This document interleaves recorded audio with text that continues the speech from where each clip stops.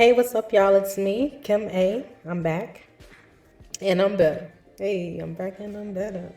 I'm back and I'm better. I'm back and I'm better. I'm back and I'm better. Yes, I am. Today, I'm coming to you with a song that's so problematic. That's so. What about me? Like heavy on the what about me. But nonetheless, it's so funny to me because this man, look, I'm giving away already. This man was so dramatic on his song, and he was so like emotional and hurt and almost vindictive and almost like selfish. Not almost, heavy on the selfish.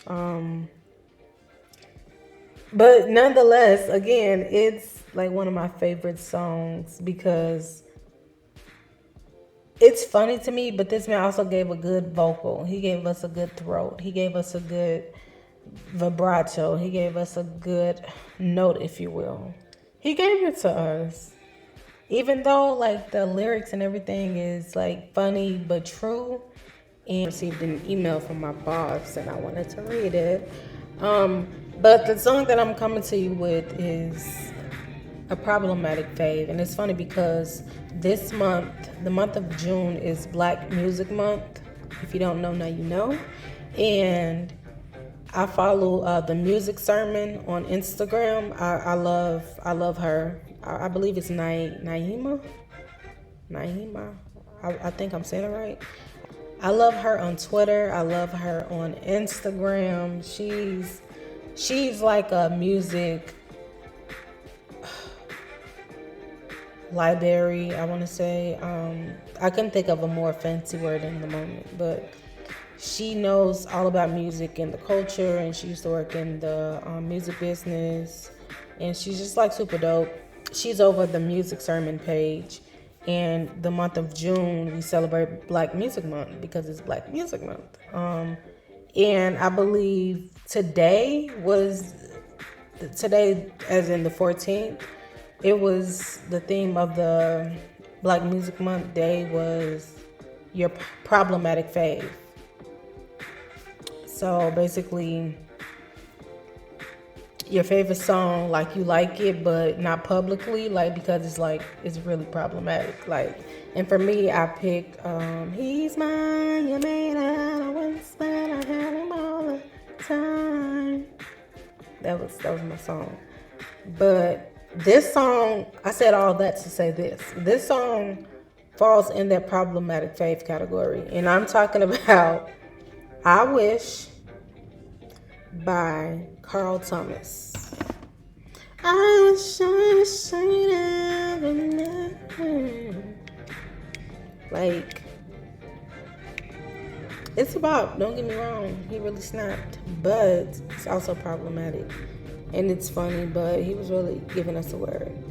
And the song is hilarious because it's like he mad because he fell in love with this girl who already had a life, like, that was a priority to her, and he was like really upset, highly in his feelings, because how dare you when I love you, right? Okay, so he opened the verse up with, "It was love at first sight,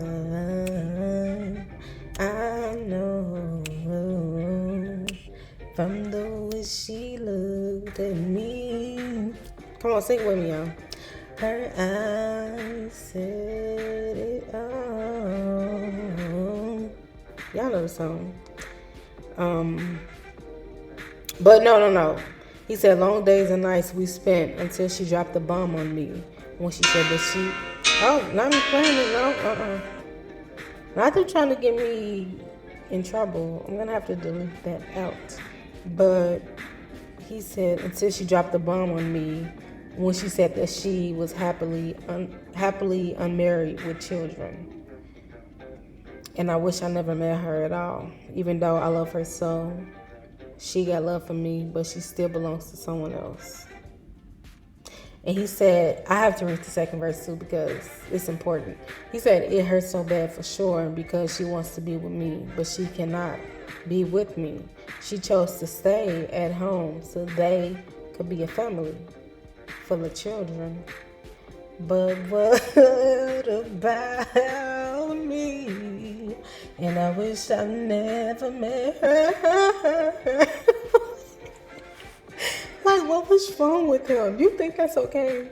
You think you could get on this track singing like this about this lady who you deeply love, but you really like forget your kids, the people that you pushed out you and got a connection with. Forget them.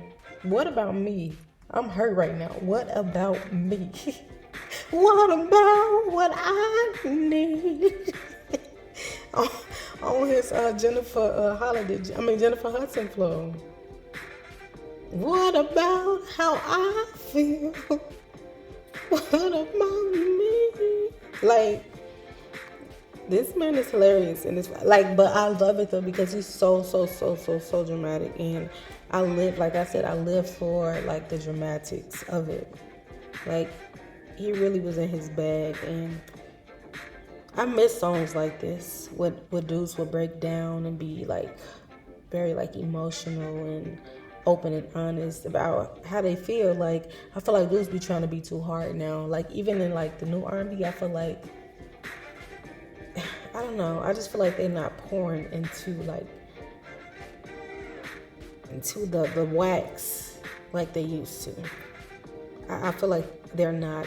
I love Leon Bridges, I love Luke James, it's a lot of male R&B artists that I love down, but I just feel like I don't get the same feeling from music like I did in the 90s. And I can't even put it on the artists alone. Maybe it's like the producers, like too, like, you only as good as the producer, So I don't know.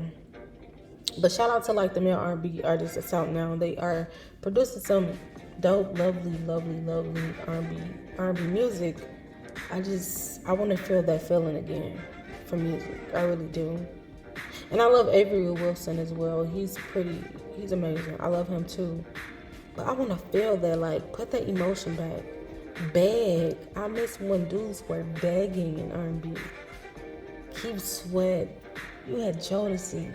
I can't leave you alone. Like, what? You got me feeling? Take my money, my house, and my car. Y'all know the song? Let's get into some things. In my Nicki Minaj book, let's get into some things for real, because as a culture, I feel like we only get more creative. So why isn't the R&B sticking how it used to? Like, are we as a consumers like getting too picky, or just not willing to adapt to like the new sound and the new flow of the world of R&B music? Like, what is it? Like, seriously, what is it? Because I want to love it so bad. I really do. But a lot of it, I feel like either it sounds the same, or it's something with either like the vocals or the production. It just doesn't stick to me the way Jodeci, Phoenix stick. It don't stick the way D'Angelo Brown Sugar. It sticks. Like, I can't name like an R&B song of like the last 2 years by male artists, the last 3 years by male artists, that made me feel the way I felt when I heard Maxwell sing Lifetime, or the way I felt when I heard Maxwell sing This Woman's Work. I haven't felt that in a long time. And sometimes it makes me sad, because it's like, we really do like control. Like, we control all of this. And when we sing and when we rap, when we talk, the world listens. Even though they don't try to give us like the credit, they listen. So it's like, I want us to get back to like being on top. Like, because I feel like now, like, pop artists and stuff like that, like when they go big, people try to downplay like the R&B and hip hop artists, which is like, no, we got power like that too. We hold those same stats.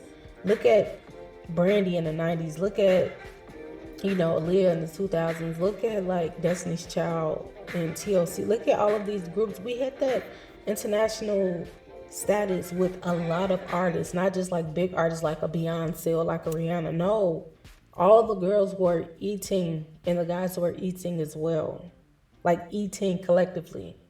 The other day I was at my desk and I was listening to uh Total help me sing, Total help me sing. That's one of my favorite. What about me? What about you? And Timbaland was in that. Like, what made Timbaland thought to beatbox on that beat? Like, he really snapped. But I was at my desk and I was doodling, and I just started writing down like the artists, the girl groups of like the past of the 90s, early 2000s. And it was so many. I think it was like over 8 names on the list. I was like, oh my God, we really were eating them up. We were eating the world up. And I'm talking, like I said, globally, internationally. Internationally. We were out here like Beyonce, Destiny's Child, like we MTV, BET, the Grammys, like every stage you can think of. We dominated everything. Lil Kim. Like we dominated everything. I want us to get back to that. I feel like I just went off the edge. I'm going off the deep end. Like I went off the deep end. I have now landed. But yeah, Carl Thomas, he really did eat this song up. I went to it to see the song facts and I got distracted because I started to talk because I was real passionate and stuff. It was produced by Mike City and Carl Thomas and M. Flowers. Co-produced by Carl Thomas. Executive produced by Diddy, aka Puffy, aka Sean Combs, aka Brother Love. All of those, okay? A bop nonetheless. Like it was definitely a bop. Wait, was the name of the album Emotional? I didn't know that. Wait, let me see. Am I tripping or am I tripping? It was. I didn't know the name of this album was Emotional. But yeah, shout out to everybody that had a hand in this project. One of my favorite songs, even though it's problematic, it's a good R&B song that makes me get all of the feels no matter where I am. I feel like this is one of those songs, like, no matter where I am, like, my mood, anything, like, I feel like if I was to hear this song, it would instantly, like, put me in a good mood, instantly. And that's how music should be. That's why I love music, because it could change your mood. It could, like, kill, I don't want to say kill, it could bring different races together. It's just like, it's amazing. It's joyous. It's sometimes it makes me cry. Like some songs really do make you cry, and it's like you really feel it, and it's like, how did y'all snap in the studio like this? All of y'all putting all of these different ideas together and come up with this magic, and it's timeless. It's crazy. But I feel like I'm rambling about, so I'm gonna get out of here. This is Kim A. When I first heard Carl Thomas, I wish I shine from there. Yeah, that. And be sure to follow me on Instagram at Kim AK Brand, on Twitter at Kim AK Brand. And also be sure, please, y'all, please, I mean this, please be sure to subscribe to my YouTube channel, Kim A Presents Green Means Go.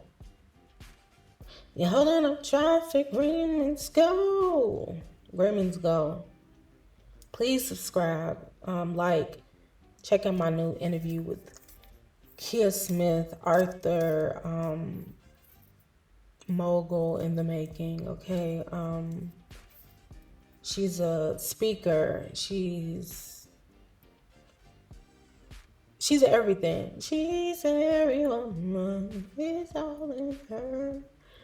Be sure to follow her on Instagram and Twitter at Kia Smith Writes. Writes as in WRITES.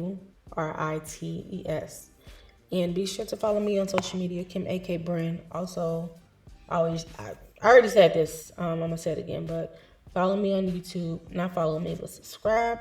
Please be sure to subscribe to me. Please be sure to subscribe to me on YouTube. Kim A presents Screaming Skull, and I will see you all very soon. Not see you, but I'll listen. I won't listen. You'll hear me next time.